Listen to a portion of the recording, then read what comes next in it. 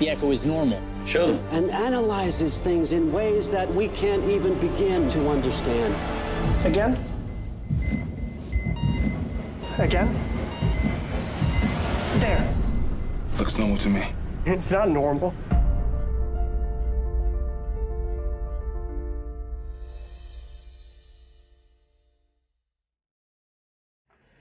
Thank you for joining us for another TV Lingo discussion. I'm Eddie Lingo. I'm Ron. And today we're going to be talking about the new series, The Good Doctor. Now, if you've been watching any of our TV Lingo discussions as far as these new series go, then you understand the formula. But for those of you who are just tuning in, this is the way we're going to do it. Slightly different. On the pilot episode of the first episode of the season, we're going to have a small discussion about it. We're going to talk about our first impressions, theories on the show, the life of the show, if it's going to last or not, theories on the story arc. After the third episode, we'll reconvene and compare notes to see how we still feel about it, see if we're going to commit to the show, and give you all of our opinions just in case you still haven't tried it yet. Then if we're still with the show after the season, we're going to come back and do the season finale discussion, whole seasons like you've seen with previous TV Lingo discussions before, and that will be coming. All right? And so, with that being said, let's go ahead and have this Good Doctor discussion. Ron, you want to tell everybody what it's about? All right, Good Doctor basically comes from a Korean K-drama, 2013. One of the guys who actually helped put it together is also the executive producer on this one. Don't know his name, Daniel Kim, I believe. He was from Lost. He was the Asian guy. I thought it was 2011, but no, go ahead. Sorry. Could have been 2011, 2013. It probably was 13. But he basically brings this over, and on the second episode, they actually do give credit for it. Actually, does show it in the credits. But anywho, basically, you have a kid who is a autistic doctor. Highly functional autistic. Highly. What? Highly functional. That's what they call them. Listen, we'll get into that later. He has autism. Okay, and the original show, the K-drama. There's a type of autism that basically makes it where you can't understand sarcastic emotions and feelings and like certain things you don't read well. And he's supposed to have just that. And what they do is they give him that plus a very rare, I can't remember what it's called, that gives his ability to super enhance and remember and just break stuff down like a computer. Like he's never sleeping. It's just always moving. He basically comes on, he wants to review and be a doctor. He has a special relationship with one of the surgeon. There you go, surgeon. Very important to say surgeon because they're doctors too. And he also has a relationship with the president of that hospital. And you'll see more about that in there. But you're really looking at his ability to be super smart at the same time socially awkward. And that's the Good Doctor. That's the Good Doctor. I'm going to start my first impression. Go for it. Of the show, watching the pilot episode, going in, I was a little bothered because, it seems like everybody's trying to find a way to show you that it's okay to be autistic, and they're all taking charge of this PC route, politically correct route, to give you this in a story plot or in a character, and I don't like it when it's forced. But I thought this was going to be, I was worried it was going to be like overdone. But it actually worked for me. First impression watching this, the show is not bad at all. I enjoyed it. I felt like the conflicts and the issues that he was running into were legit. They make sense for that field. And I apologize for the snoring. They were legit for that field and the type of discussions that would be happening and the type of bedside manner you would need, or the type of way you would need to identify people's who just need to be reassured. And he had all those kind of, that's something that he's not really capable of identifying. Right. And so it was done tastefully and understandably. So as far as him adjusting and realizing, that just being thorough and being very smart as a genius doctor and coming up with all these ways to see things is not good enough. And I was a big fan of the show House. And when you come up with unique cases and they have to figure out it's outside the box of how to resolve things, I feel like that's where they're going with his mind. And so I actually was looking forward to seeing more. That's my first impression. How about yours? Like you said before, we've seen the autistic co-star a lot more as of late. I mean, it was in the movie The Accountant, which we did a review on that, so you can go back and watch that. Sure.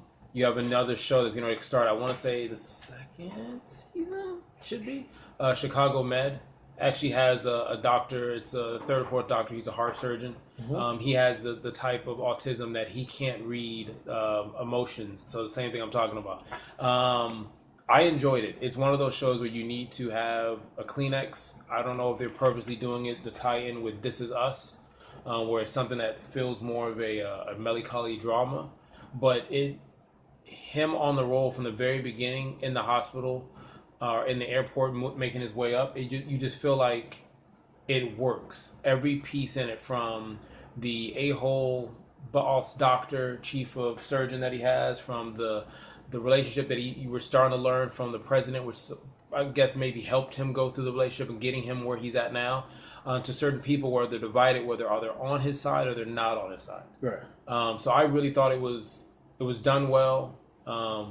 This guy on camera, to me, he sells it with the fact of somebody will say, "Hey, listen, I was late." Like one line, he goes, "I was late." It's first thing that was like, he's like, "Hey, I'm late." No, I wasn't late. Yeah, you were late. You're supposed to be at 10. The bus was late. I was there on time. The bus was late. And he's saying it with a completely stern, like, straight up face. Like, someone could be sick and dying, and there's no bedside manner. He doesn't say, "We'll do everything we can. Just take a moment. We'll be back." He's like, "No, there's a 47% chance you're going to die. Yep. And it's going to go down this way." Or you could lose your walk. You might lose your ability to walk, but you'll definitely be impotent. You know? He just put out the facts. And everyone in the room was like, "What's going?" Like, some of the things that you think you would like to say to your spouse, or your coworker, or a boss, whatever.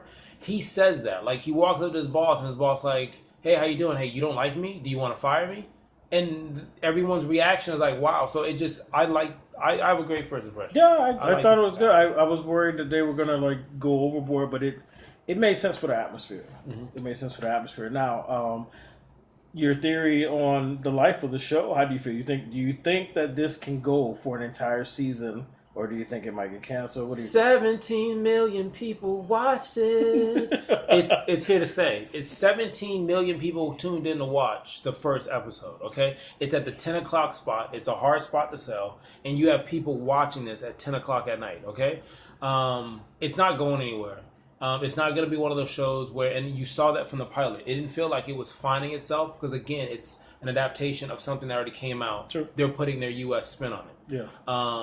And they're still working with the people that helped put that together. Okay. So to me, I don't see why it wouldn't go anywhere. The cast is diverse, a diverse cast, and why would it go anywhere? No, I agree. I didn't know that many people watched it. Didn't know it had that much success. Yeah. But just watching it alone, I can feel that this is something that is definitely going to be, people are going to come back to it, to see his struggles, see how he triumphs, see how, how he overcomes. But it's not just about him. The other characters they have their own little stories, and they're either using this to their benefit or they're being affected by it, and they're writing it all well enough where they're just as interesting. Mm-hmm. The gentleman who actually who was against hiring him, I'm jumping a little ahead because it wasn't part, but he fought to get this Dr. Murphy into the rotation better. Mm-hmm. Because he stands to benefit if he fails. Right. So at first you're thinking like president. Right. You're thinking like, oh, okay, so he's accepted it. And not everybody's on board just because this guy's a genius, and we need to stop worrying about him being artistic. And I like that they're writing people that are trying to benefit or that are struggling with stuff because they have their own selfish agenda, and sometimes it may still benefit the main character. Mm-hmm. And I'm appreciating right like that, instead of it just being cut and dry. You don't like me because I'm different. I'm gonna prove you wrong, and it's more to it than that. Right. So yeah, I think the show is definitely gonna keep going. It's gonna succeed. You have any theories on the overall story arc? I think probably the biggest twist to me, or interesting part of the story, would be if he had a love interest. I hate to make it a Hallmark moment, but we haven't had one of those.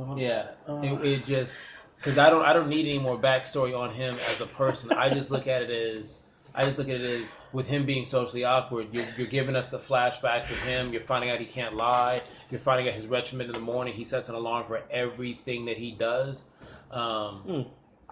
Shout out to Manny, by the way, for the Hallmark moments. But I think to me that's the thing. Like, can you keep up with the tiers? Like, if there's a tier meter, can you keep up with the tier collection cup that's forming that right next to it? Do you think they would go for that in this first season? I would not appreciate anything like that right now. I would. No This love is us. interest. I'm not going to spoil anything for this. This is us. I don't know if we're doing for This Is Us.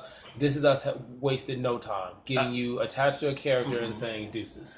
I know. I would not appreciate a love interest awkwardness this early on. I just want to see the intricate cases and how he figures out how to solve them, while he's also trying to figure out how to get people to hear him out, and why he's understanding how to receive other people. No, and that, to me, I think that's what the twist is, in my opinion, because when you watch everyone else's motives to try to find out where they're placed, what side they're on, I feel like with him, because he doesn't respond the same way as us, it's almost like watching Forrest Gump. And again, it's tough because, again, we're talking about someone with a disability or somebody that's different, but he doesn't play the political games that everyone else is. True. Now, that's something I'm thinking about now that could be a plot twist. Will he figure that out and be able to... He could honestly come with a mathematical equation to play some of these games. I mean, because he's starting That's what I'm saying. When they give him the direct definitions of stuff, like he doesn't understand sarcasm, and they gave him a direct definition, then he found a way to fit that into the conversation. Oh, okay, I see why that's sarcasm. I see what you're saying now. Blah, blah. So he could figure out a way to play the politics, but I think that's way down the line. You're talking like Grey's Anatomy 13 seasons, whatever type bull. Well, the K-drama only went 2.5 seasons. But we are American. True, I'm just We're saying. We're going to milk it for all it's worth, and that's... But blow your load and you'll be done. But don't do too much in one season. No love interest for me. If it happens, we'll see. So we're going to reconvene on this on the third episode. Oh, that'd be way too soon. I know. But we're going to reconvene on this. We're going to have the same discussion. I'm already saying I think you should watch it. Normally, the third episode is to determine if you're going to commit to the show or not.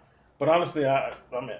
I would say watch it. Just cautionary tale. Not everybody with autism is a superhero, and they can't super analyze stuff. Right. It's a very unique situation. But in this one, he's a superhero. Well, honestly, it was pretty awesome. He's a superhero. Like I mean, if I could do that for my taxes, I'd have my taxes done the way he looks at paper. So there you go.